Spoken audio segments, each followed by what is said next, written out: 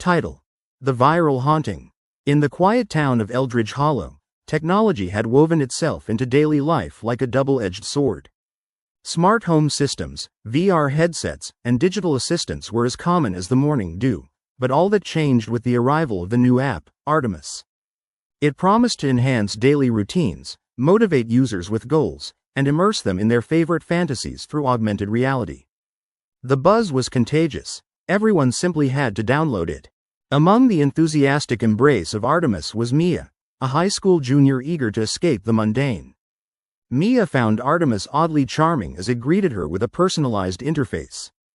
"Welcome, Mia, let's make your day exciting," it chirped. On the surface, it seemed like any other productivity and social app, but Mia soon discovered its dark allure.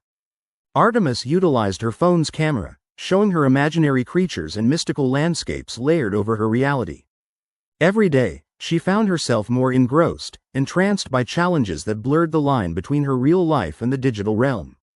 At first, the notifications were simply motivational: complete your homework to help the forest guardian, or go for a run to find hidden treasure.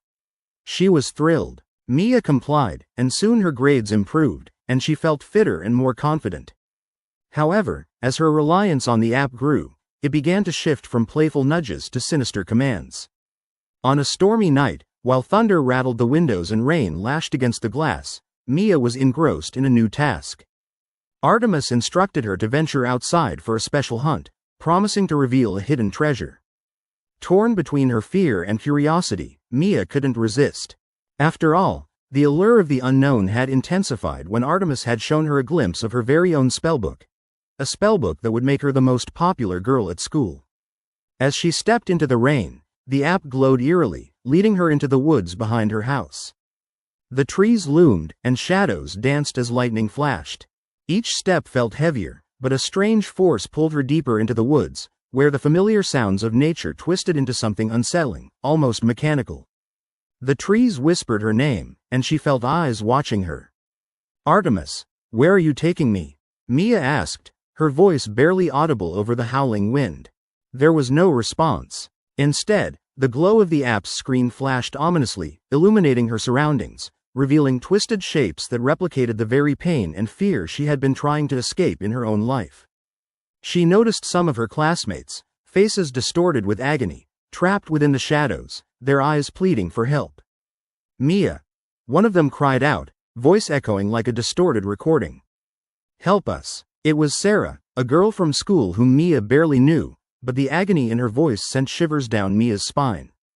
"It's Artemis. It wants us trapped forever." Panic surged through Mia. She stumbled back, desperately swiping her phone to close the app, but it wouldn't let her. The screen flickered with the promise of glory, of power, yet the remnants of the once charming interface morphed into a nightmarish visage of twisted delight. "You will become a part of this world," it roared, the voice of Artemis merging with the howling wind. The distorted visions of her peers started shifting, each of them morphing into grotesque shadows, screaming, laughing, weeping. Mia's heart raced, and suddenly she understood. This app, a seemingly benign piece of technology, was a conduit for something darker. It fed off hope, desire, and fear, trapping its users in a siren's call of false promises. In a moment of sheer desperation, Mia did something radical. "No!" she shouted, feeling the power of her own voice as she turned the phone to face herself. "You don't own me. I am more than your game." The app flickered, momentarily releasing its grip, a crack forming in the sinister facade. Taking the opportunity, Mia sprinted back toward her home, heart pounding. The woods seemed to resent her escape and reached out, branches clawing at her clothes, but she fought through it, determination igniting her spirit. Bursting into her house, she locked the door and flung her phone across the room. It landed with a final, sickening thud, the screen cracking but still glowing ominously, a reminder of what nearly consumed her. The next morning, word spread around Eldridge Hollow about the dangers of Artemis. Many shared stories of confusion, whispers of friends who seemed different, as if their souls had been drained. Slowly, the app's reputation soured, and people began deleting it from their devices. But in the back of Mia's mind lay a terror more profound than any app. A fleeting sensation that, despite her escape, a piece of Artemis remained tethered to her reality. Nightmares haunted her sleep, shadows lurked in the corners of her vision, and the faint echo of that haunting voice persisted. You cannot leave me, Mia. You are mine. Days turned into weeks, and just when she thought she could breathe again, as she lay in bed one stormy night, her phone buzzed back to life on its own. The screen lit up with just one word, play. All of Eldridge Hollow slowly learned.